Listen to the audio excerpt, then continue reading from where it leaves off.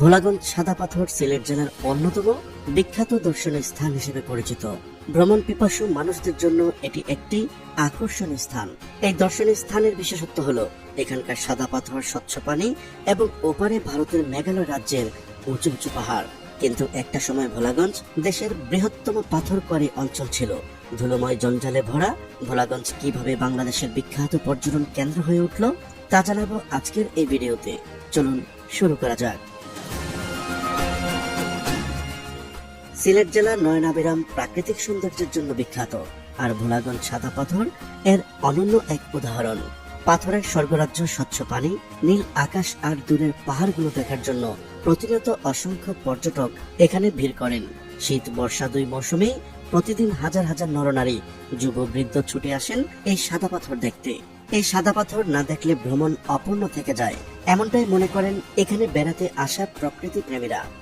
তো কেমন লাগলো আপনাদের এই সিলেট ভ্রমণ? যাইতে মন চাইতেছে না, এমন লাগতেছে। সাদা পাথর মানে অন্যরকম একটা কিছু অনুভূতি ছিল। কিন্তু এই রূপকথার রাজ্য ভোলাগঞ্জ অনেকটাই অচেনা ছিল। 1960-এর দশকে জায়গাটি অনেকটাই দুর্গম প্রকৃতির ছিল।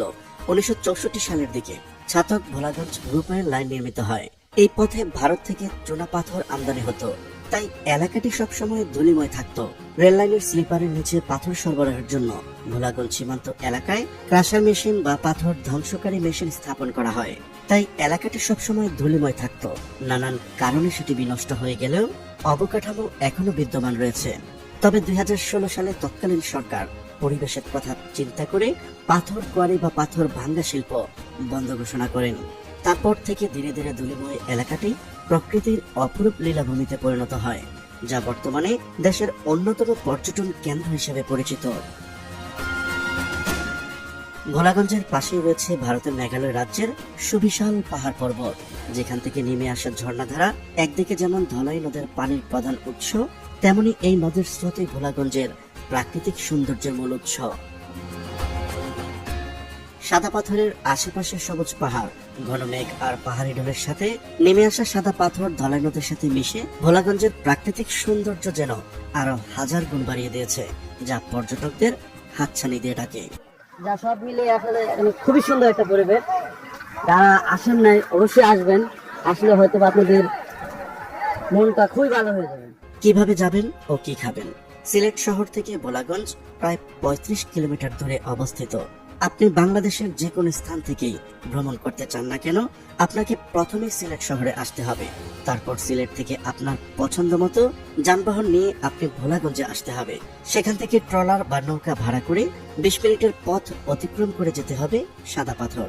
আপনি যদি সাদা পাথর ভ্রমণ করতে চান তাহলে অবশ্যই উৎমাছড়া, তরুলছড়া এবং সিলেট শহরের পাশেই রয়েছে মাল্লিছড়া চা বাগান।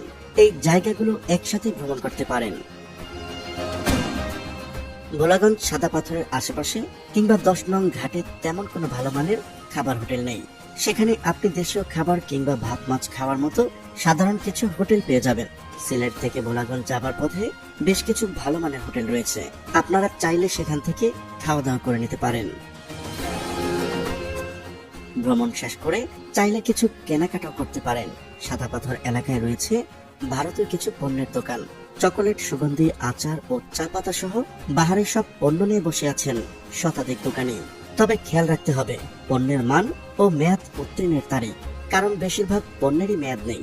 যেমনটা আমাদের টিমের সাথে হয়েছিল, অনেকগুলো চকলেটের মেয়াদ শেষ, যা ভ্রমণ থেকে ফিরে সবাই টের পায়। প্রিয় দর্শক, আজ এই পর্যন্তই। শুরু থেকে শেষ পর্যন্ত চেষ্টা করেছি সাদা পাথরের স্বর্গরাজ্য ভোলাগঞ্জ নিয়ে সঠিক তথ্য উপস্থাপন করতে। কোথাও কোনো তথ্যগত ভুল কিংবা আপনার পরামর্শ থেকে থাকলে তা কমেন্ট করে জানাতে পারেন। দেখা হচ্ছে পরবর্তী ভিডিওতে। ততক্ষণ পর্যন্ত মহান আল্লাহ তাআলা সবাইকে ভালো রাখুক, সুস্থ রাখুক। আল্লাহ হাফেজ।